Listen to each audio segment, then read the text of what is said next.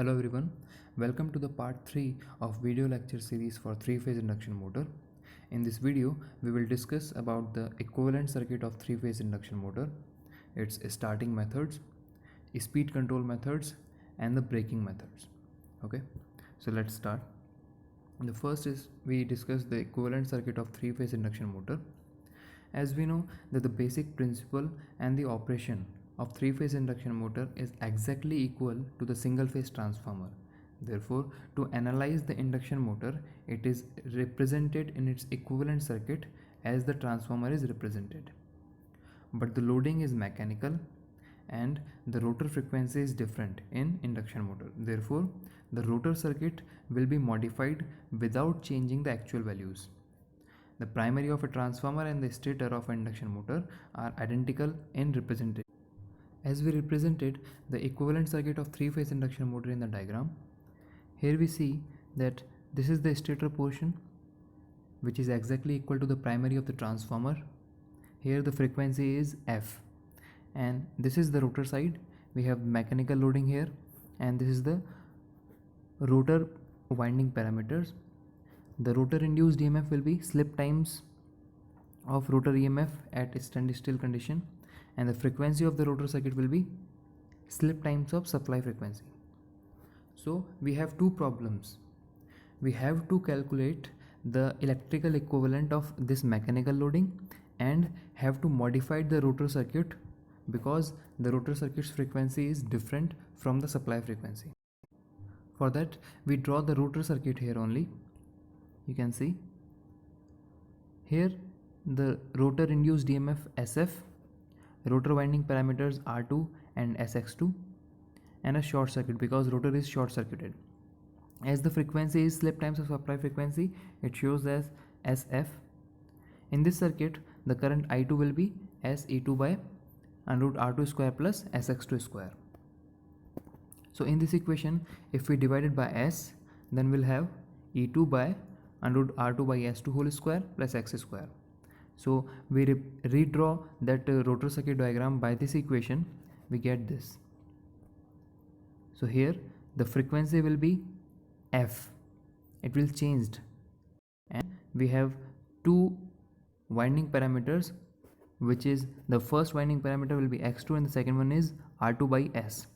Again we redraw this circuit to the equivalent rotor circuit, then we get R2 X2, and some extra parameters is added here which is shown as RL, that means load, which is equal to R2 into 1 upon S minus 1. So by this, the electrical equivalent of mechanical load is represented by R2 into 1 upon S minus 1, which is an adequate representation because on no load, the load resistance will be infinite, that means open circuit, and at full load, the load resistance will be 0, that means short circuit.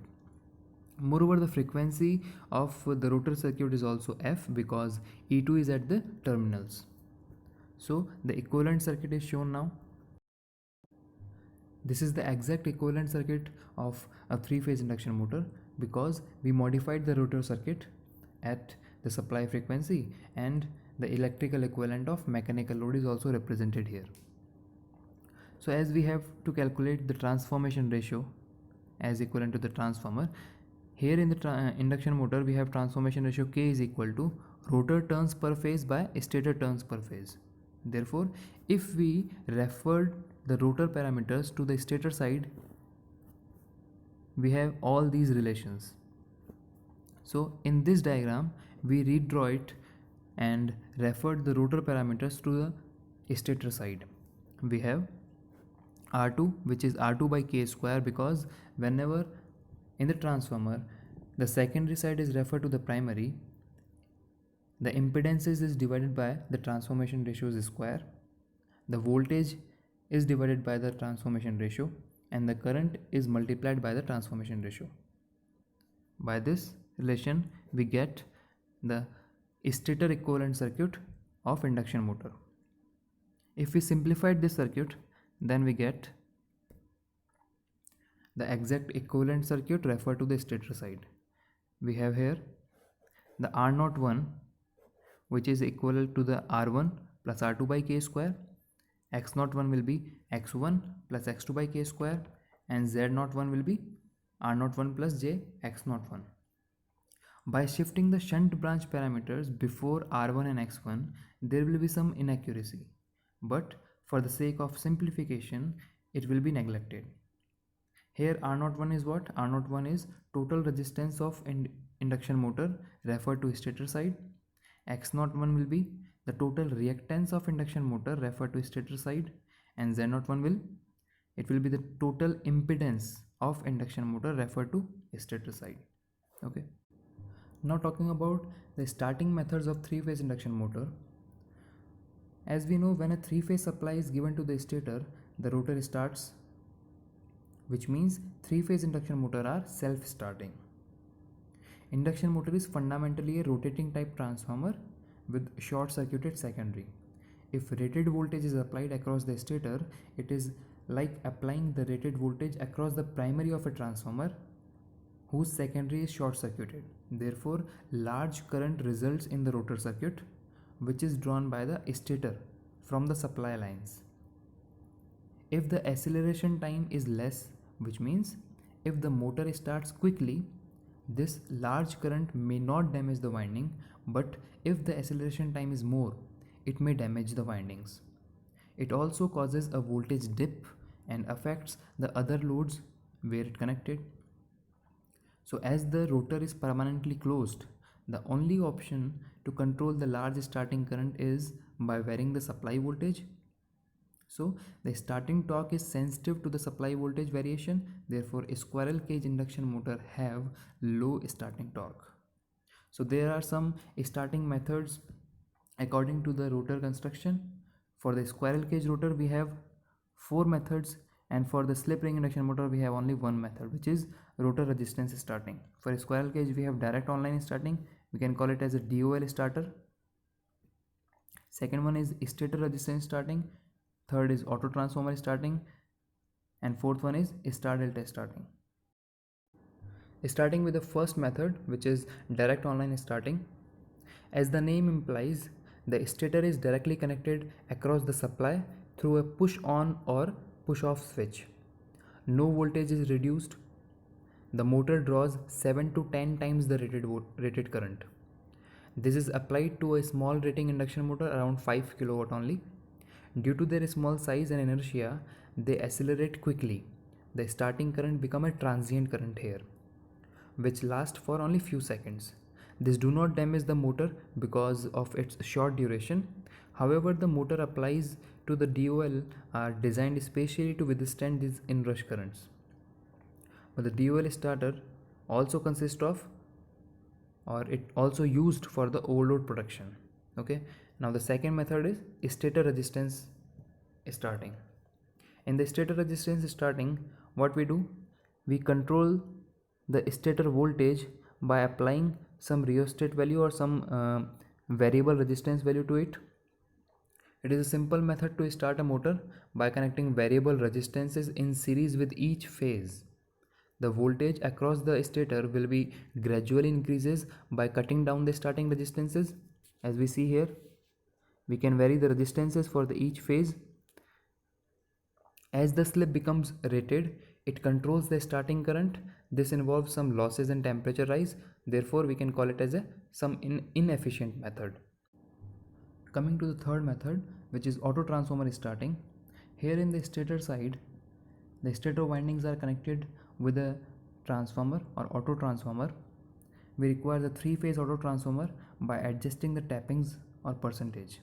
We here have the tappings with the auto transformer which connected to the windings of stator.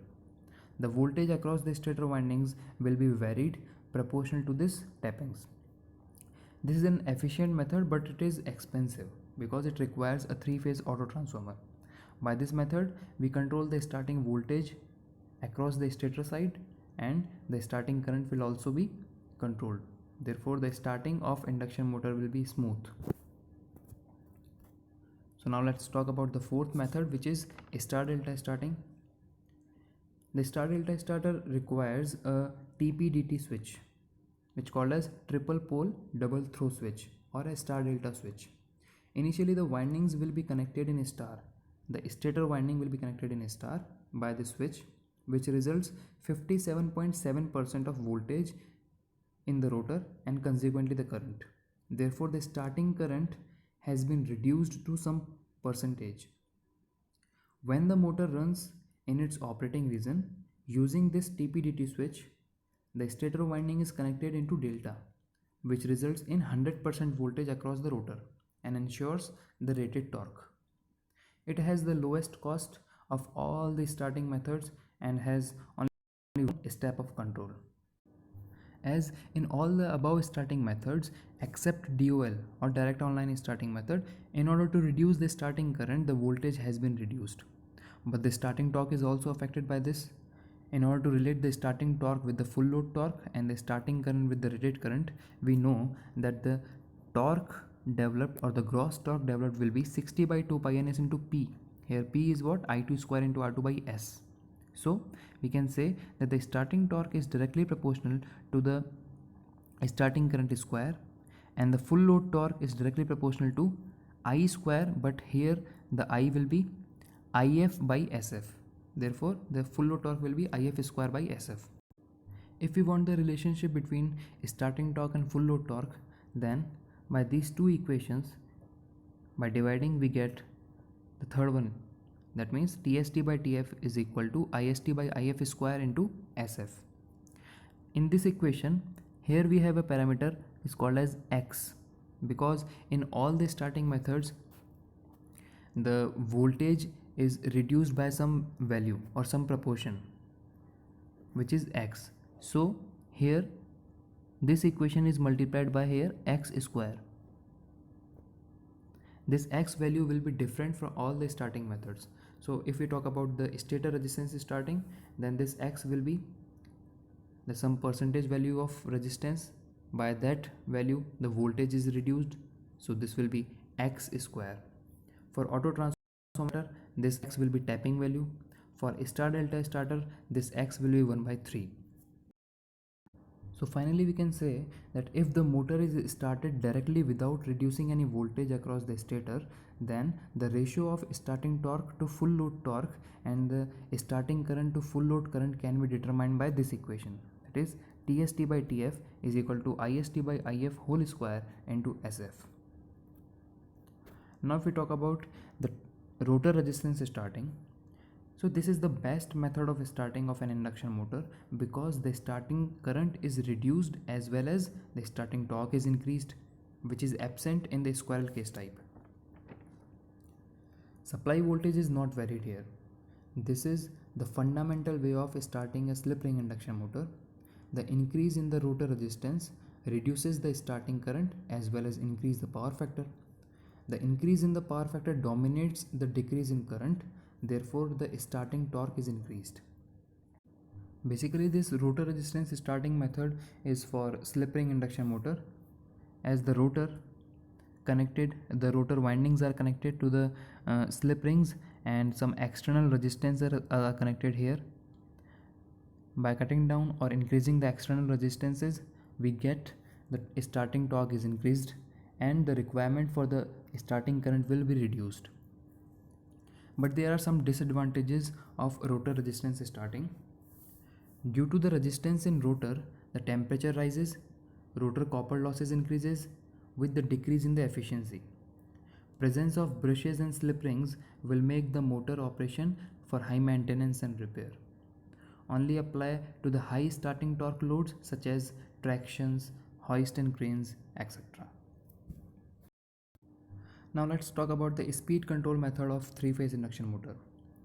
The speed of induction motor depends basically on synchronous speed, as the synchronous speed depends on the supply frequency and the number of poles, because we know that the synchronous speed ns is 120 F by P.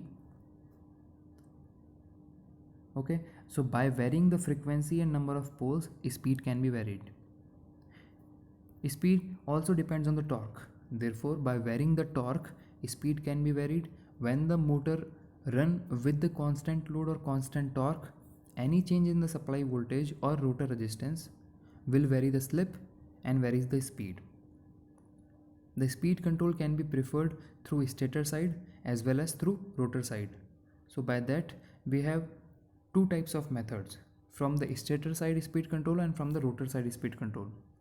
From the stator side we have a squirrel cage rotor only, and from the rotor side we have slip ring rotor only.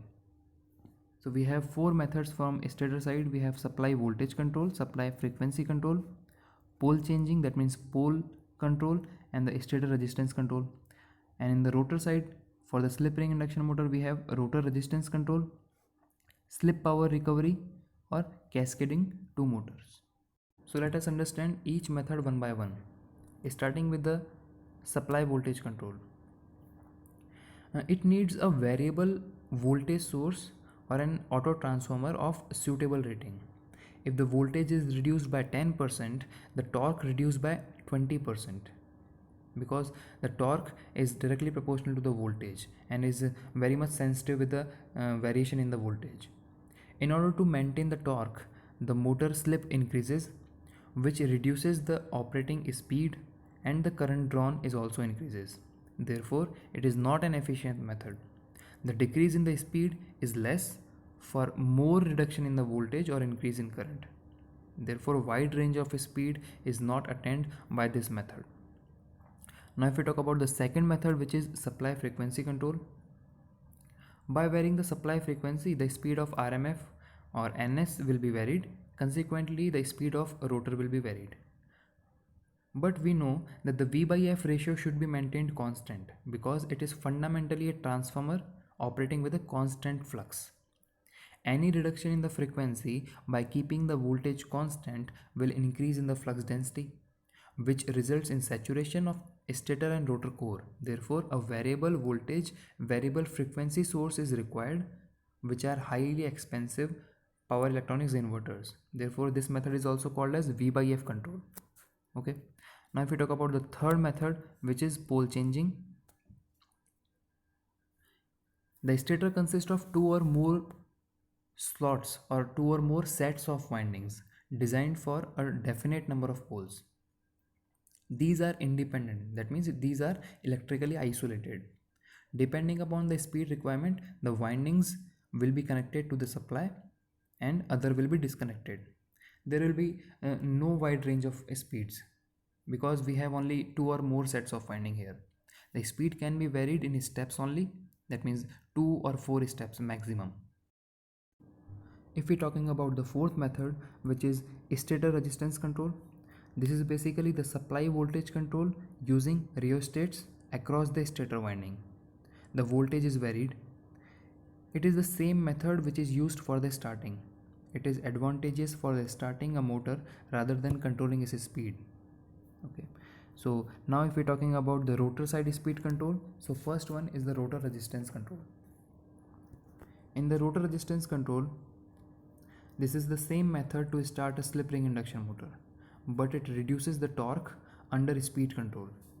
To maintain the torque, the motor reacts by changing its slip. Therefore, as the rotor resistance increases, slip also increases and speed reduces. But the current drawn by the motor increases, as well as rotor copper loss also increases. Okay, so now if we talk about the second method, which is slip power recovery, or we can call it at injecting slip frequency voltage into the rotor. In this method, an external voltage at exactly slip frequency will be injected into the rotor circuit through the slip rings.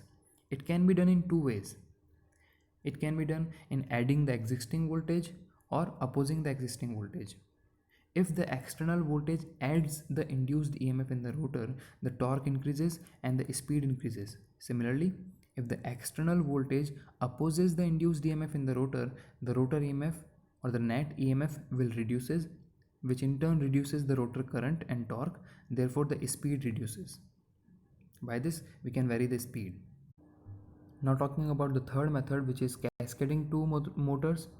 Here, a slip ring induction motor is cascaded to other induction motor and it is supplied through the slip rings.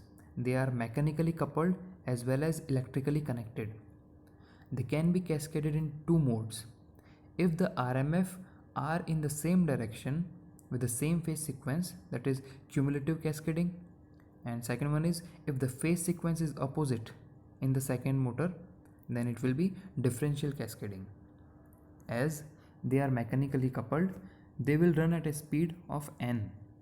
This results in 4 speed, which will be 120 f by p1, second one is 120 f by p2, third one is 120 f by p1 plus p2, and the fourth one is 120 f by p1 minus p2. So 120 f by p1 plus p2 whenever we have a cumulative cascading, 120 f by p1 minus p2 whenever we have differential cascading. Okay, since two motors are required here, so it is some expensive. Under differential cascading, the number of poles should not be equal. This is the must condition for it. Okay, so now if we're talking about the braking methods of three-phase induction motor, in the braking method we have three methods. The first one is plugging, second dynamic, and third one is regenerative braking. In the plugging, in the DC motor, as we know, the armature polarity is reversed. Similarly, in the induction motor, it is reversed. The rotating magnetic field will immediately reverse its direction of rotation. In that sequence, the rotor comes to zero or nearly equal to zero. At that point, we have to apply the mechanical braking to stop it effectively. Okay. Now, if we're talking about the second method, which is dynamic braking.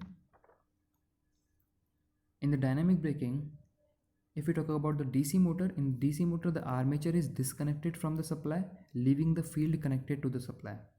Similarly, in the induction motor, the stator is disconnected from the three-phase supply and a suitable DC is given across any two phases. This produces a constant flux in the air gap, which do not allow the rotor to rotate. Therefore, the rotor stops quickly. There is no high temperature rise and there is no danger of motor reversing its direction as in the case of plugging. Now, if we're talking about the third method, which is regenerative braking, this is an inherent property of the motor when it is subjected to the overhauling load condition. That means a train moving down a gradient. Under normal operating condition, the speed of induction motor cannot catch synchronous speed, or it cannot also become the greater than the ns. But under such loading condition, the speed increases than ns. That means the speed will greater than ns. Slip becomes negative, which makes the rotor current as well as the torque negative or reverses their direction. That negative torque will reduces or compensate the rise in speed, and consequently the motor regains its original mode, which is speed will be less than synchronous speed. Simultaneously, the current is supplied instead of drawing. That's why it's called as braking. As this occurs naturally, as this method will occur naturally, the speed are automatically controlled. It is advantageous in mountain railways. Okay, so by this we concluded the braking method, starting method, and speed control method of three-phase induction motor. Now, in the part 4 of this video lecture series, we will discuss about the power stages of three-phase induction motor, and we'll understand that by some example. Thank you.